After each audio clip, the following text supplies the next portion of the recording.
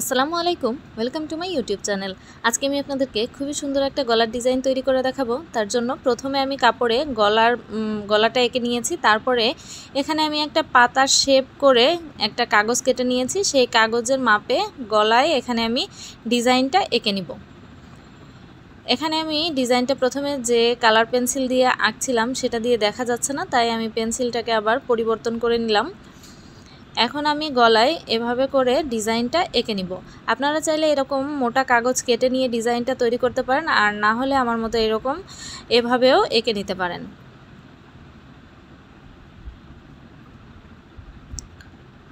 প্রথমে আমি এরকম করে একটা লাইন এঁকে নিলাম, তারপরে আবার আমি কাগজটাকে নিয়ে নিচের আরেকটা লাইন এঁকে নিচ্ছি।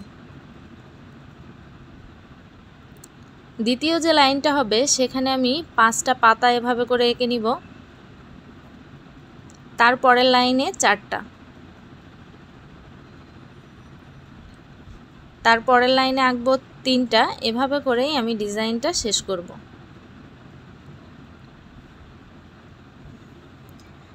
গলার ডিজাইনটা কিন্তু এঁকে নিয়েছি। খুব সহজ এবং খুবই সুন্দর একটা ডিজাইন তৈরি করে দেখাবো।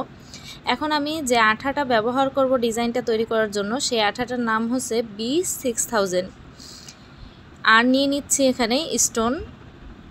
এই আঠাটা দিয়ে যদি আপনারা কাজ করেন তাহলে এটা 24 ঘন্টা পরে আপনারা কাপড়টা ধুতে পারবেন। ধোয়ার পরে যতই করেন কোনোভাবেই কিন্তু পাথরগুলো আর উঠে যাবে না।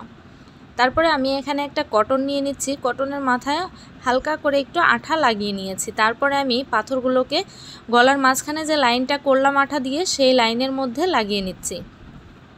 আঠাটা লাগানোর 30 সেকেন্ড পরে যদি আপনারা কাজটা করেন তাহলে খুব সুন্দরভাবে কাজটা করতে পারবেন। প্রথমে দেওয়ার সাথে সাথে কাজটা করতে গেলে পাথরগুলো যখন লাগাবেন তখন উঠে আসার চেষ্টা করবে, আর যদি 30 সেকেন্ড পরে কাজটা করেন তাহলে দেওয়ার সাথে সাথেই কিন্তু লেগে যাবে।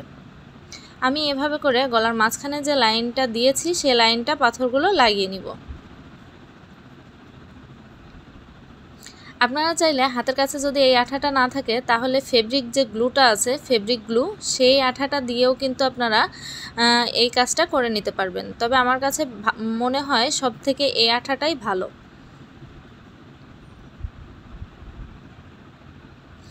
এখন আমি এভাবে করে 5-6টা পাতায় আমি আঠাটা লাগিয়ে নিয়েছি। লাগিয়ে নিয়ে তারপরে স্টোনগুলোকে লাগিয়ে নিচ্ছি এভাবে করে। আমি এরকম 4-5টায় আঠাটা লাগানোর কারণ হচ্ছে আমি যখন একটাতে করব অন্য আঠাগুলো একটু শুকিয়ে যাবে, তখন আমার পাথরগুলো লাগাতে সুবিধা হবে।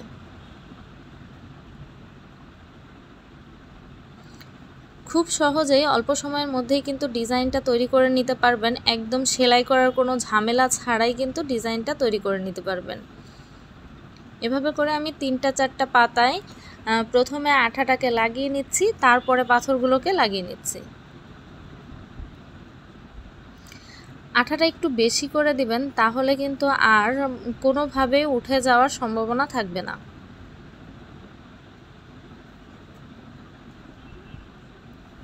এভাবে করেই আমি পুরো ডিজাইনটা তৈরি করে নিয়েছি। দেখতে পাচ্ছেন কতটা সুন্দর লাগছে।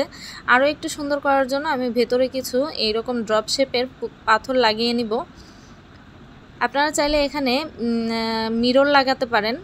আমি এখানে পাথরই লাগিয়ে নিচ্ছি। আপনারা মিরর লাগালেও কিন্তু অনেকটাই সুন্দর লাগবে। প্রত্যেকটা পাতার মাঝখানে আমি একটা করে পাথর এভাবে করে লাগিয়ে নিব। আজকের ভিডিওটা আপনাদের কাছে কেমন লেগেছে আমাকে কমেন্ট করে জানাতে ভুলবেন না।